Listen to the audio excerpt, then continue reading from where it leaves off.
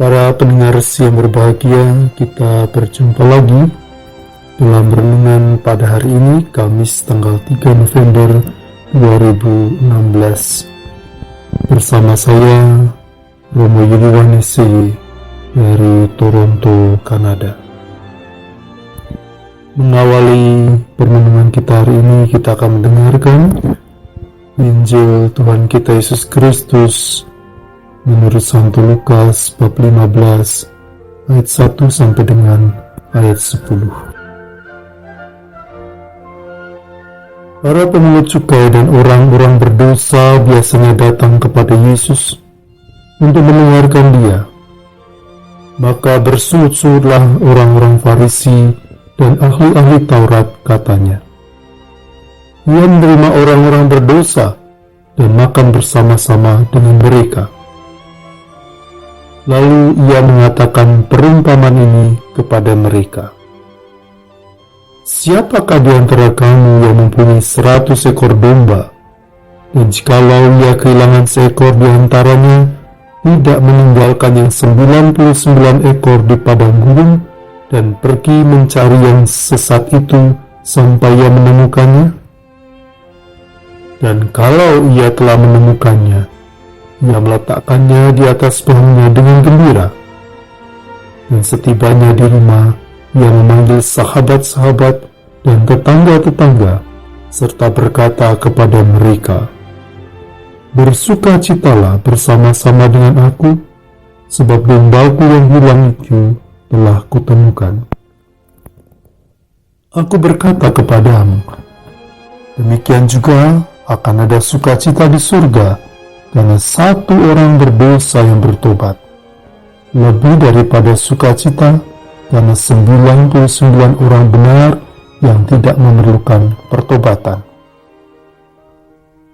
Atau perempuan manakah yang mempunyai 10 dirham, dan jika ia kehilangan satu di antaranya, tidak menyalakan pelita dan menyapu rumah serta mencarinya dengan cermat sampai ia menemukannya? Dan kalau ia telah menemukannya, ia memanggil sahabat-sahabat dan tetangga-tetangganya serta berkata, Bersukacitalah bersama-sama dengan aku, sebab dirhamku yang hilang itu telah kutemukan. Aku berkata kepadamu, demikian juga akan ada sukacita pada malaikat-malaikat Allah karena satu orang berdosa yang bertobat. Demikianlah Injil Tuhan. Terpujilah Kristus. Saudara-saudari yang terkasih, terkadang kita mungkin mendengar atau melihat ada pengumuman dicari anak yang hilang, atau ada orang tua yang tersesat. Mengapa harus dicari? Dan seringkali kita juga minta bantuan, entah polisi, entah orang-orang yang kita kenal, supaya memberitahu jika melihat dan menemukannya. Jika bagi kita, mereka itu penting, mereka itu dicintai, mereka itu perlu dibawa pulang, apalagi Bapa kita, Allah yang baik hati.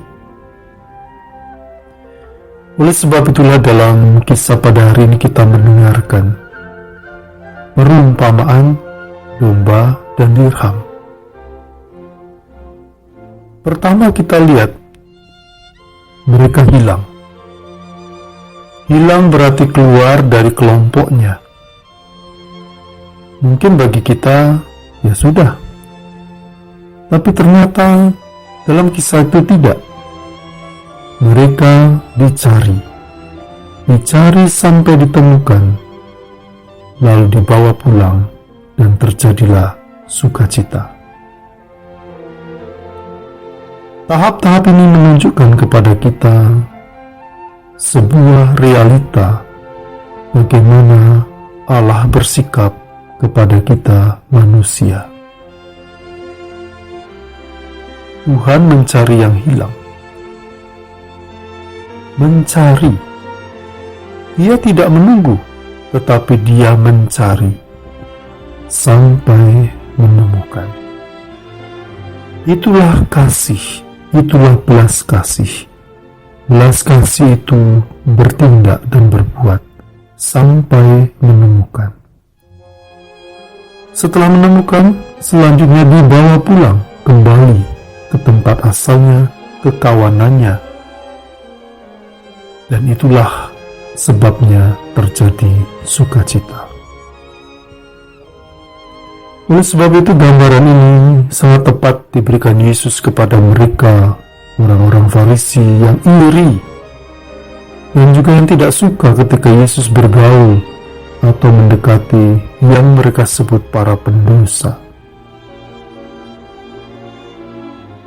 Yesus sebenarnya tidak harus mendekati mereka, tetapi pikiran orang Farisi bukanlah pikiran Yesus, dan Yesus justru datang untuk mereka. Sebenarnya Yesus juga datang untuk semua orang, termasuk orang-orang Farisi yang merasa dirinya tidak berdosa. Ketika kita merasa tidak berdosa, di situ sebenarnya kita berdosa.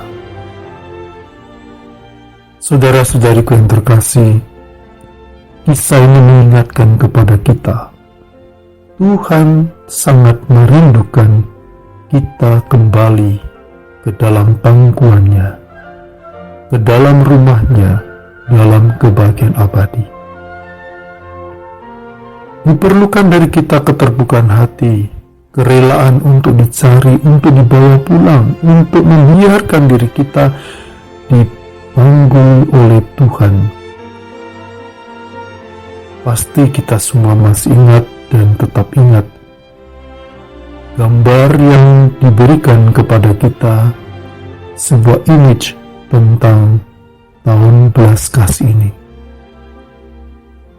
Yesus memikul orang yang terluka, yang tersesat, seperti membawa domba pulang. Siapakah orang itu? Itulah kita semua yang memerlukan belas kasih dan uluran tangan Tuhan agar kita selamat.